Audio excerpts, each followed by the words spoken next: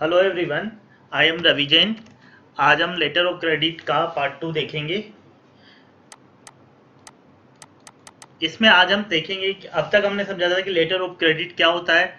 जब भी इंटरनेशनल कोई भी इंपोर्ट या एक्सपोर्ट का केस, इंपोर्ट एंड एक्सपोर्ट होता है, उस केस में कैसे पेमेंट लिया जाता है, दिया जाता है, उसकी एक मैकेनिज्म है ये।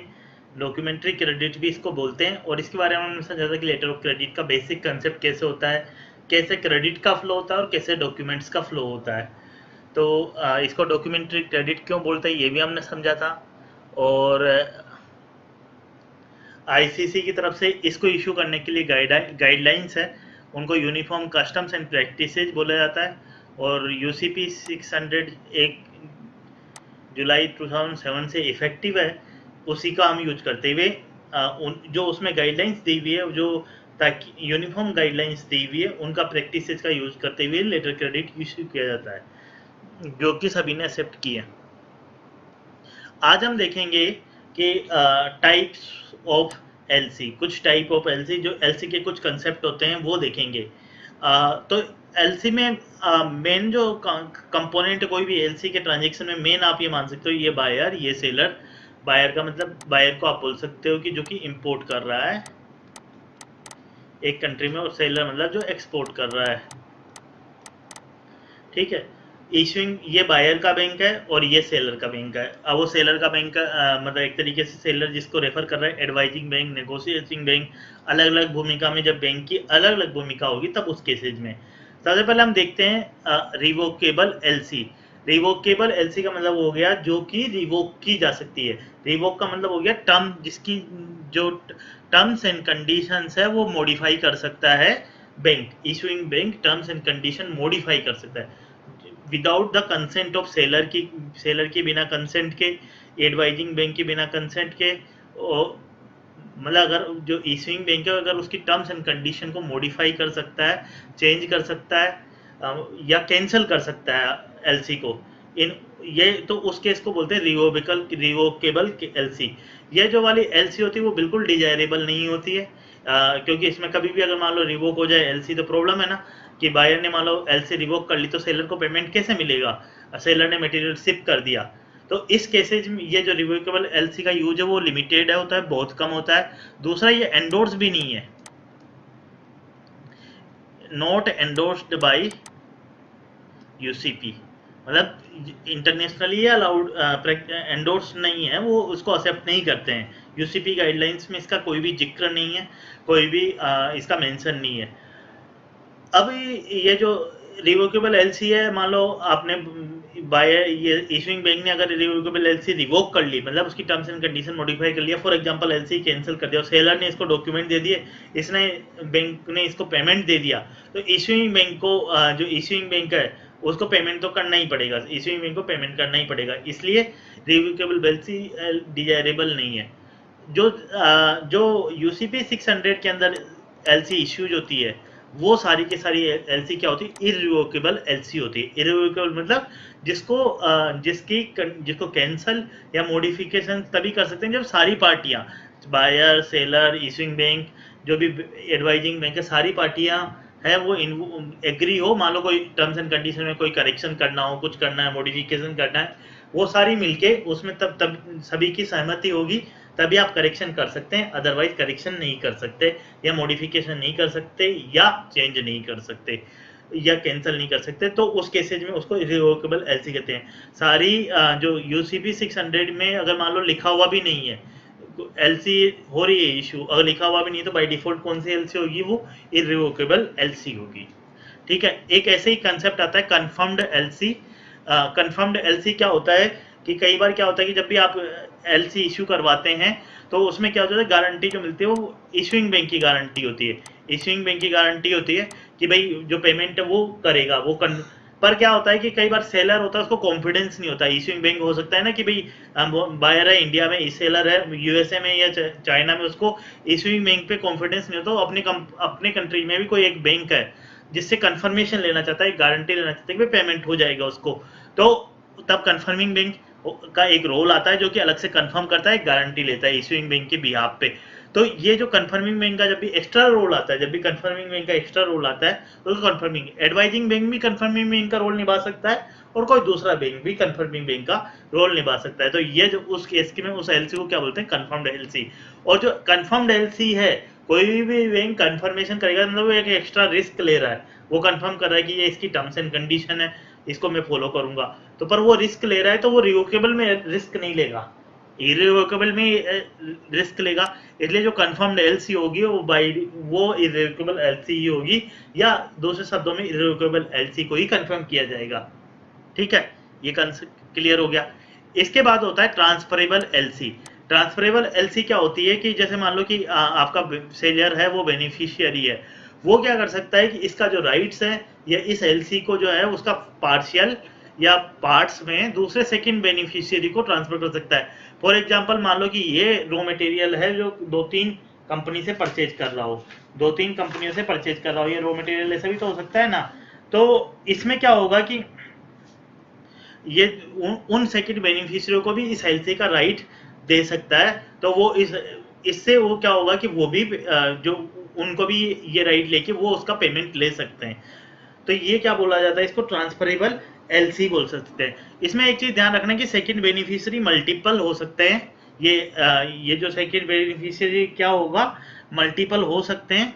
बट और ये जो इसका ट्रांसफर होगा मल्टीपल सेकंड बेनिफिशियरी में, या एक भी हो सकते हैं, पर उसके आगे और बेनिफिशियरी नहीं हो सकते। मतलब केवल उसके आगे फर्दर उसको स्प्लिट नहीं किया जा सकता, आगे ट्रांसफर नहीं किया जा सकता राइट्स को। और ये एडवाइजिंग बैंक इशू करता है at the request of the जो बेनिफिशियरी है, जिसके नाम से इशू किया गया है उसके नाम से। ठीक है, तो जो हमारे लेटर ऑफ क्रेडिटर्स में लिखा रहना चाहिए ट्रांसफरेबल, तभी है इसके राइट ट्रांसफर किए जा सकते हैं। एक होता है red clause LC. Red clause LC का क्या कंसेप्ट होता है, इसको रेड क्लोज इसलिए बोलते हैं कि ये वाला जो क्लोज लिखा रहेगा एलसी में वो क्या रहेगा, रेड कलर में लिखा जाता था।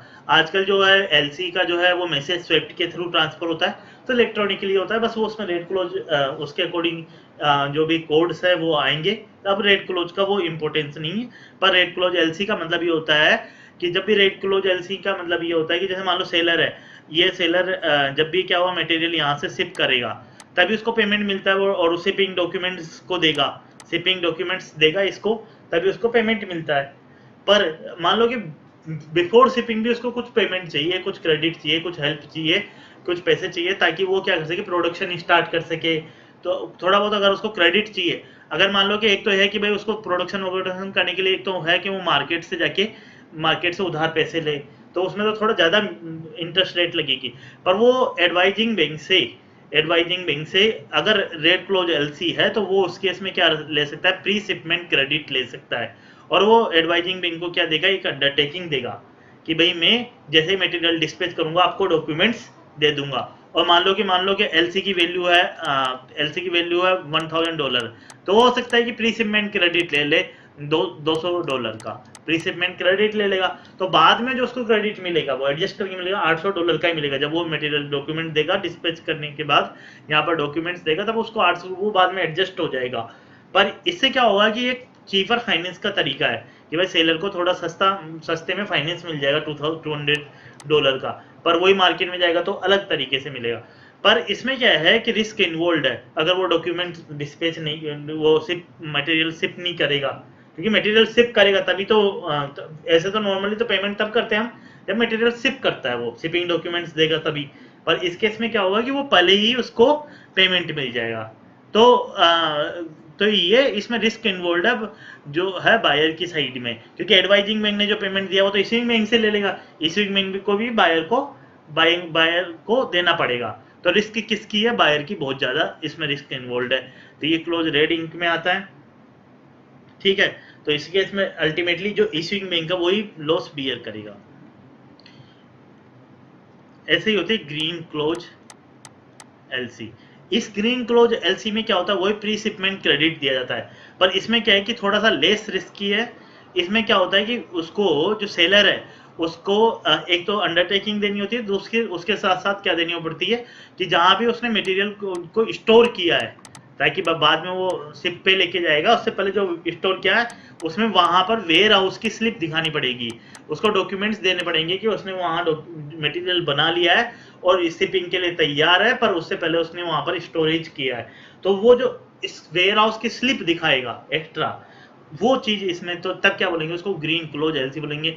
ये वाला क्लोज पहले भी क्लोज ग्रीन कलर्स में आता था, पर अभी इलेक्ट्रॉनिक जो ट्रांसफर होता है, इलेक्ट्रॉनिक मैसेज का ट्रांसफर होता है स्विफ्ट में, वो तब अब ग्रीन इंक में वो वाला कंसेप्ट नहीं रहा, पर इसका जो बेसिक कंसेप्ट है वो ग्रीन क्लोज एलसी का ही है। मतलब तो ये लेस रिस्कियर है then the red clause LC. Clear है? इसके अलावा जो एलसी है उसमें क्या होता है कि पेमेंट कैसे होगा, उसके बेस पे भी दो टाइप होते हैं, एक होता है साइट एलसी और एक होता है deferred payment LC. Site LC में क्या है कि जो सेलर है, जो भी अगर ये नॉमिनेटेड बैंक को नेगोशिएटिंग बैंक को जैसे ही अगर ये डॉक्यूमेंट देगा, जो सेलर है वो डॉक्यूमेंट देगा उसको, तो उसमें क्या होगा, जैसे ही उसने देगा तुरंत इमीडिएटली वो पेमेंट देगा, वो वेरीफाई कर लेगा कि documents as per terms and condition of LC है कि नहीं है, और तुरंत पेमेंट देगा।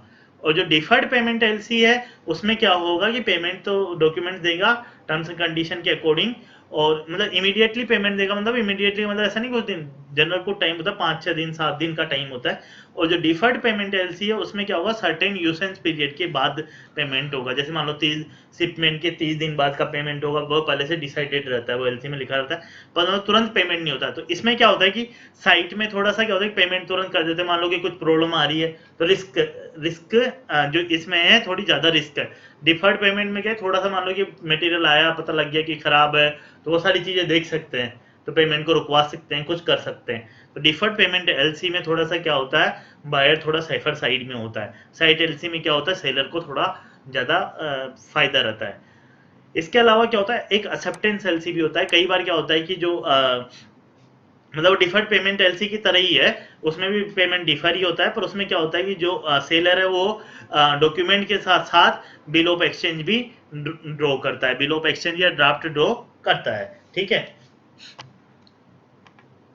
इसके अलावा जो नेगोशिएशन एलसी का मतलब, जो ज़्यादातर एलसी नेगोशिएशन एलसी ही होती है, उसमें क्या होता है कि वो फ्रीली ट्रांसफरेबल भी हो सकती है, और जो नेगोशिएटिंग बैंक है, सेलर उसको किसको डॉक्यूमेंट देगा, नेगोशिएटिंग बैंक को। वो एडवाइजिंग बैंक भी हो सकता है, कोई दूसरा और बैंक भी हो सकता है, नेगोशिएटिंग बैंक को सेलर अपने डॉक्यूमेंट्स देगा, और वो जो है वो नेगोशिएटिंग बैंक इसको पेमेंट करेगा, नेगोशिएटिंग बैंक जो इश्यूइंग बैंक है, रिम्बर्सिंग बैंक है, उसको देगा, रिम्बर्सिंग बैंक को देगा, और उसको पेमेंट मिल जाएगा। ये जो हमने कंसेप्ट समझा था, इस दो जो नेगोशिएशन एलसी होते हैं, ज़्यादातर नेगोशिएशन एलसी ही होता है। उसमें क्या हो सकता है कि या तो एक पर्टिकुलर नॉमिनेटेड बैंक है वही नेगोशिएशन बैंक का काम करे, या फ्रीली नेगोशिएबल हो सकता है कि ये किसी को भी प्रेजेंट कर सकता है, वो रिम्बर्सिंग बैंक को डॉक्यूमेंट प्रेजेंट करेगा और उसको पेमेंट मिल जाएगा। क्लियर? एक होता है back to back LC. Back to back LC का क्या मतलब होता है कि जैसे मान लो कि ये बायर है, सेलर है, ये वाला तो हो गया, पर हो सकता है ना कि सेलर भी खुद आइटम नहीं बनाता हो, सेलर भी हो सकता है कि कहीं और दूसरी कंट्री से एक्सपोर्ट करता हो, सेलर भी दूसरी कंट्री से क्या करता है, इंपोर्ट करता है, यहाँ से मटेरियल मंगाता है, और तब तब उस केस में क्या होगा, या सेलर किसी और मैन्युफैक्चरर से लोकली उसकी कंट्री, मान लो कि ये इंडिया है, ये यूएसए है और ये चाइना है फॉर एग्जांपल, तो हो सकता है ना कि ये जो है ये खुद भी रीसेल ही कर रहा हो या चाइना से मंगा रहा हो मटेरियल, तो इसको क्या करना पड़ेगा, जैसे इसको एलसी देना पड़ा था ना, इसको भी एलसी देना पड़ेगा इसको, है ना?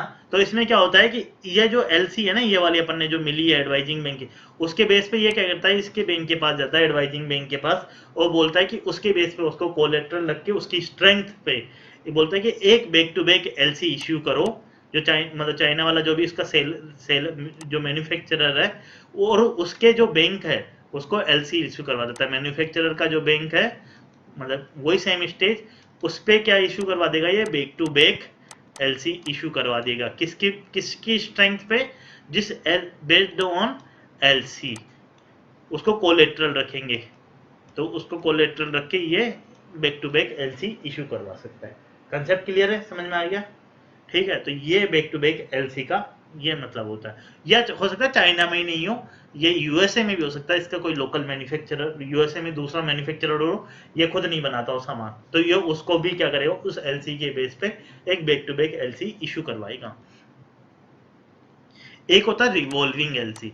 रिवॉल्विंग एलसी का क्या मतलब होता है कि जैसे मान लो कि फॉर एग्जांपल आप ये सेलर बायर को सामान भेज रहा है, तो ऐसा हो सकता है ना, एक तो वन टाइम डिस्पैच हो कि एक ही बार में सारा सामान आना है, पर हो सकता है कि जो है डिलीवरी है वो लोड्स में हो रही हो, एक लोड फर्स्ट लोड में आना है, ऐसे 4 महीने में डिलीवरी हो रही है। तो मान लो कि एक अमाउंट है $4,000 की, 4 महीनों में डिलीवरी हो रही है। हम अज्यूम कर सकते हैं कि मान लो फॉर कोई भी सामान मंगा रहे हैं 40 मेट्रिक टन, और हर मंथ 10 मेट्रिक टन मटेरियल आना है लगभग, हर मंथ 10 इक्वली हम मान रहे हैं, हर मंथ 10 मेट्रिक मटेरियल आना है।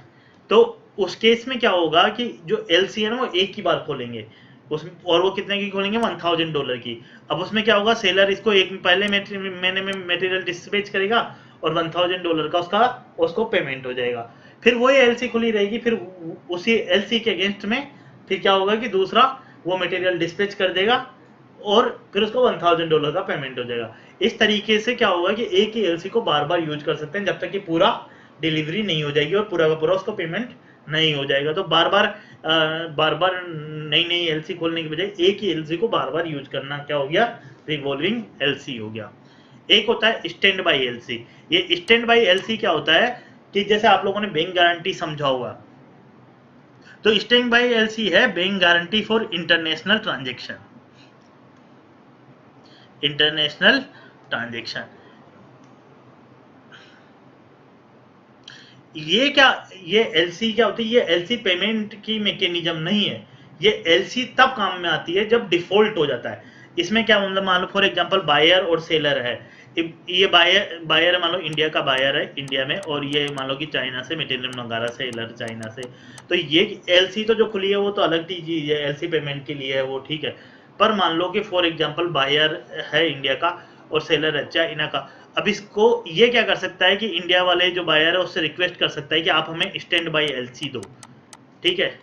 उस एलसी का ये मतलब होगा कि नॉर्मल एलसी, तब नॉर्मल एलसी की नहीं, स्टैंड बाई एलसी का मतलब ये होगा जैसे मान लो कि बायर ने इसको पेमेंट नहीं किया, बैंक गारंटी की तरह है कि डिफॉल्ट हो रहा है, चाहे पेमेंट में हो चाहे डिलीवरी में। अब मान लो चाइना वाले के लिए डिफॉल्ट किया है कि इंडिया वाले ने, इसने मटेरियल इसको भेज दिया और इसको पेमेंट नहीं मिला, तो ये क्या करेगा, स्टैंड बाई एलसी को इन्वोक करेगा, जैसे बैंक गारंटी को इन्वोक करते हैं ना, स्टैंड बाई एलसी को इन्वोक करेगा, और उसके अगेंस्ट क्या होगा, उसके अगेंस्ट इसको बैंक से पेमेंट मिल जाएगा।